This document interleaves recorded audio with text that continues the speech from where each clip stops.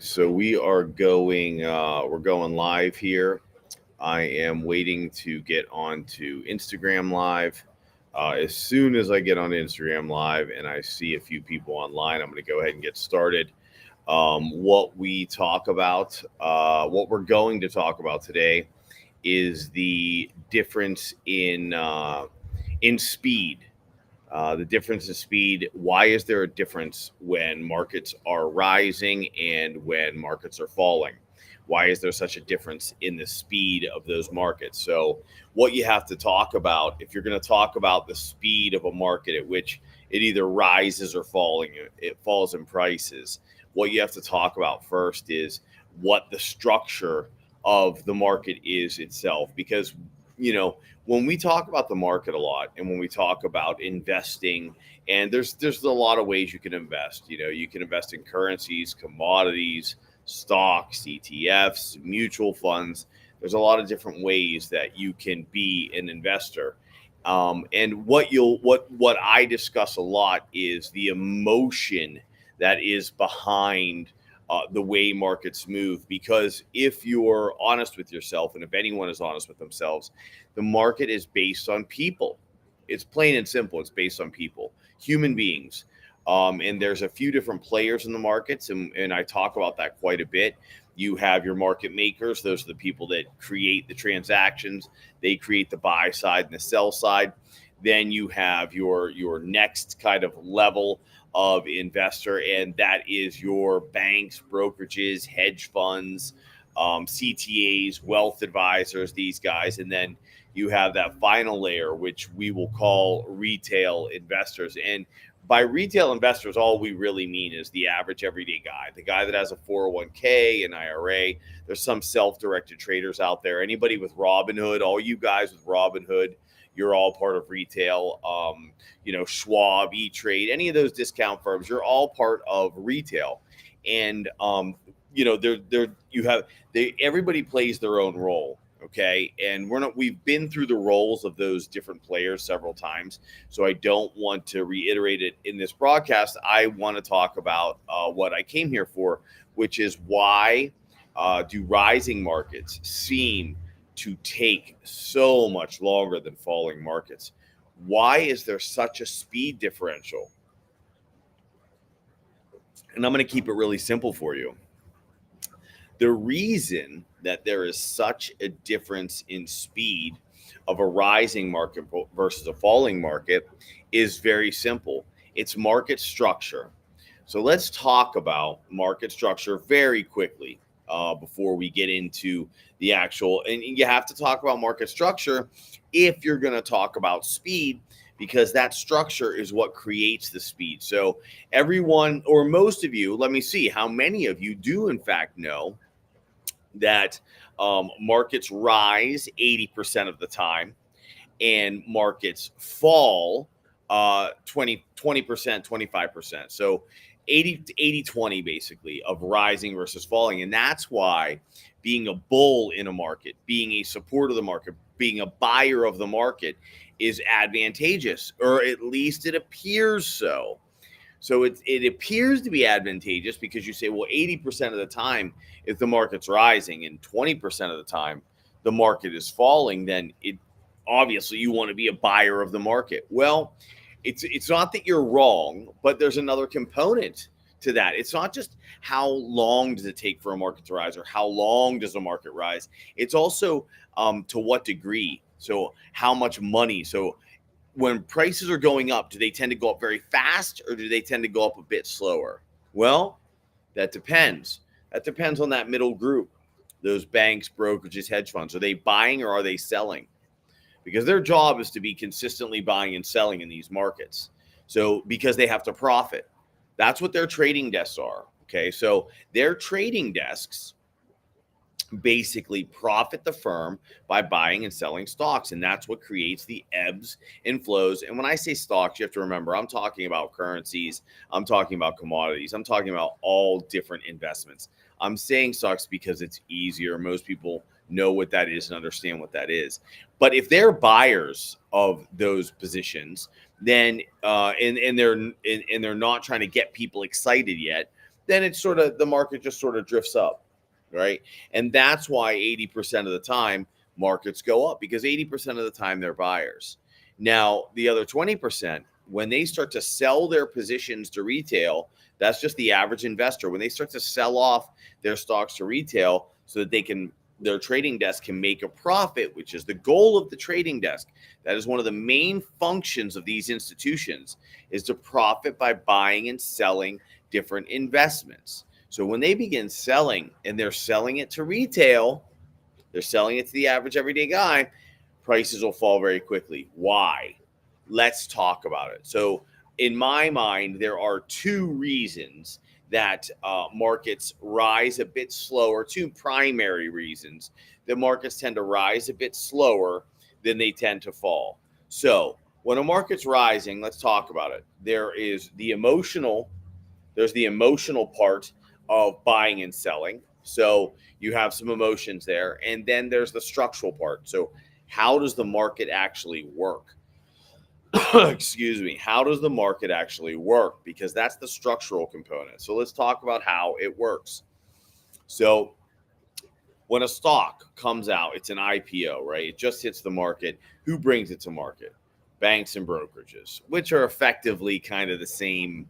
I mean, banks, brokerages, it's all the same thing at this point. It's all meshed together at this point, minus a couple of players. It's pretty much all meshed together. So these they come in, and this stock, this position, this security comes to market, and they start buying it little pieces at a time. So they're not buying a ton of shares. They're building a position. They're scaling into a position of a stock, okay? Or they're scaling into a position of a currency, or they're scaling into a commodity. You understand, whatever security it is, they're starting to buy some. What that does is that starts to create levels. Every time they buy, they basically create, if you imagine steps, they're creating another step. That step is a support level that's very difficult to break through. So what happens is if price goes from $5 to $10, they purchased, 200,000 shares at $10. They've created a step. They've created a support level that price has a very, very difficult time getting through. And in fact, the only way price is going to get through those levels is if someone bigger or a bigger order comes in and is selling that position. So they're driving prices down harder than these institutions are buying. So their support is so strong unless something heavier comes in. It's like life, right? I have a pretty strong head, I guess, or you have a pretty strong home with a pretty strong roof. Odds are, normal everyday life, if we're just going through the routines of life, nothing is going to happen. But what happens if a tornado shows up? If the strength of the force is more than that roof, it's either going to collapse that roof or put holes in it. It's going to make it weaker and weaker. So with that said, we're building supports as we're building these positions, right? So one support level, another support level, another support level, another support level, and the position's getting stronger and stronger and stronger. What happens is, as that trading desk profits, what it wants to do is it then wants to sell. They want to sell, right? So their position goes up in value. They built these steps, call it 10, 15 steps. Those are what we refer to as support levels. Okay. Those support levels are built. Now they want to sell that stock because their job is to profit. The only way to profit from a security is to sell it. Otherwise, it's just on paper. So you can own ABC stock at $10 and now it's worth $1,000, but it's not actually a gain in any sense until you sell it. So they have to sell it. Who do they sell it to? They sell it to the retail investor. Now, what happens is they have built these steps piece by piece by piece by piece, taking their time. Why? They don't want to get retail investors. They don't want to get the average person excited. They don't want you excited yet. They need to build their position up. So they build it slow, very slowly. They take their time building it so it's not noticed, so it goes unnoticed. That's the point in a slow rising market. The point in a slow rising market is not to get individual investors' attention. You got to take it easy. When you want their attention and you want to get them emotionally charged, that is when you start your big purchases, your big moves. Now you'll start to see price go zum, zum, zum. And there's much, much bigger gaps in those steps because price is rising very quickly. There's a term used for when prices rise very quickly in any security, and that term is parabolic. You've gone parabolic. And that's when prices start to skyrocket. Now, why are prices skyrocketing? To get you emotional, to get the average investor emotional. That is the point. You're meant to be emotional because you're going to start buying. Why? You're afraid you're missing out. All this money is being made, and you have no part in it. And I knew I should have bought ABC. I saw when it came out 2 years ago, and I knew it was going to be a great company. I'll tell you how I knew. And everybody has their like reason on how they knew this was going to be so great. But then I didn't buy, I know I should have. And all of a sudden people start buying and they start piling in. Woohoo, we're making money. And that's the exact point of going parabolic, having a rising price, is that right there. That's why it's happening. That is the point of why it's happening. And guess what? As you buy, they start selling. But because they now have your attention and price is moving so quickly, they get to sell pretty quickly. And guess what happens then? Every time they sell, they're removing another step. They're removing another piece of support. So guess what happens? We already had wider gaps as they move prices up very quickly. Now they've pulled out those supports and prices nosedive. That's why, even though bear markets only take 20% of the time, they take most of the gains back of a bull market. Bull market is a rising market. Bear market's a falling market. And that is why bear markets are so fast and bull markets are so slow. They're fast, and it's not like it's this design, although it is. It's just a structure. You're removing the support. You're removing the steps. So prices fall, and they fall quickly. And most people give back most of those gains that they just made. And then typically you're buying a little late, so you're going to give more than you gained, and that creates another emotion. That creates the emotion of, oh no, what did I do? And this is the emotion of a rising market and a falling market. The reason a rising market takes so long is literally the structure, and they don't have your attention. You're not emotionally engaged yet. A rising market doesn't really have that much emotional engagement until it's meant to. When it's meant to, prices will move up very fast, and there'll be a lot of trading activity. And that indicates to you that your emotions are being manipulated. If you're aware of the fact that your emotions are being manipulated, you won't buy into it. You'll wait until prices come down, and then those people that had their emotions manipulated at the top, they'll be selling at the bottom, and guess who will be buying? That center structure.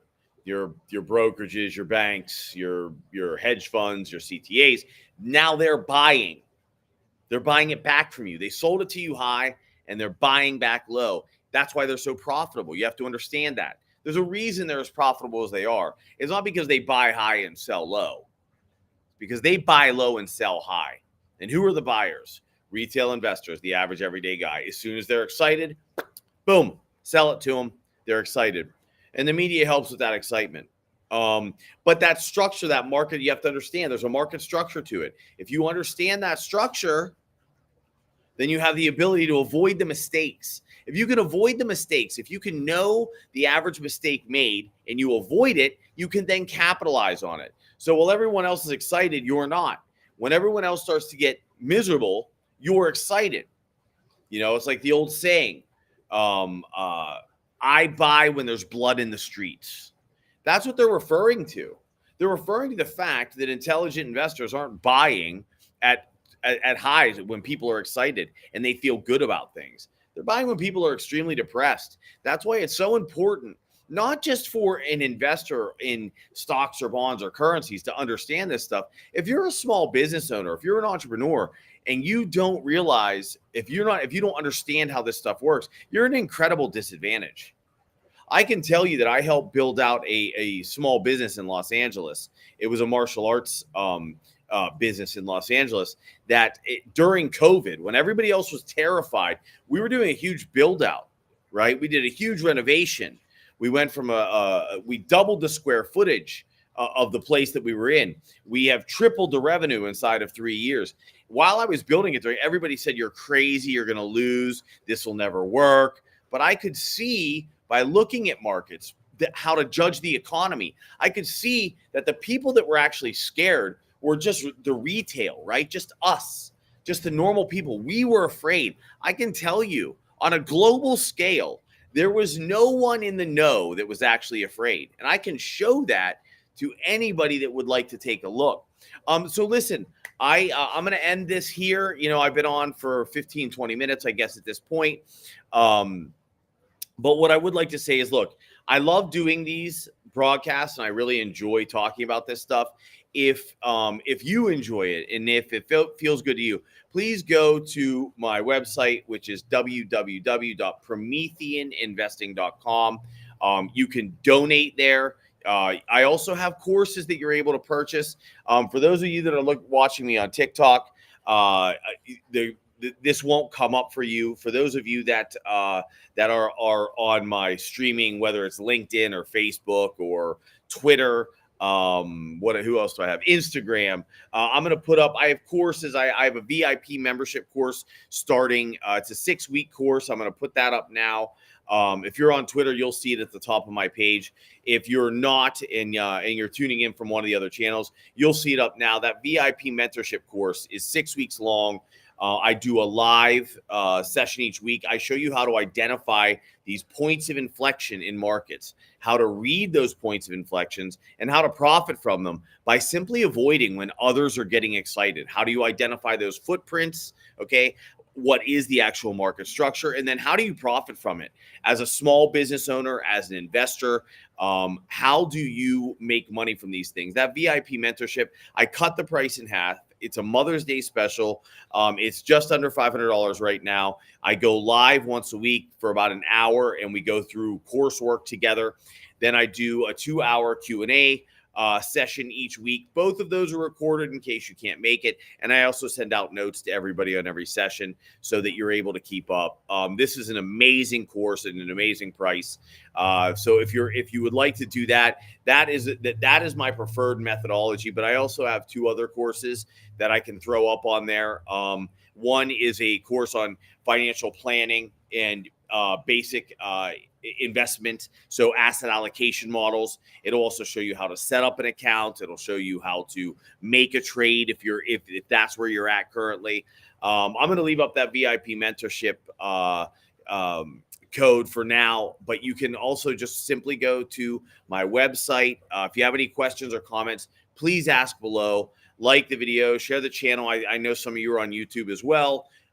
Feel free to follow me, subscribe. I appreciate everybody being here. I hope you really enjoyed it. I'm going to put up this recording here very shortly. It'll go onto all my channels. I hope you learned something. Again, if you enjoyed this, feel free to go to my website and you can donate, www.prometheaninvesting.com. Otherwise, I do have courses available for you. Thanks for joining me. And we'll see you again here real soon.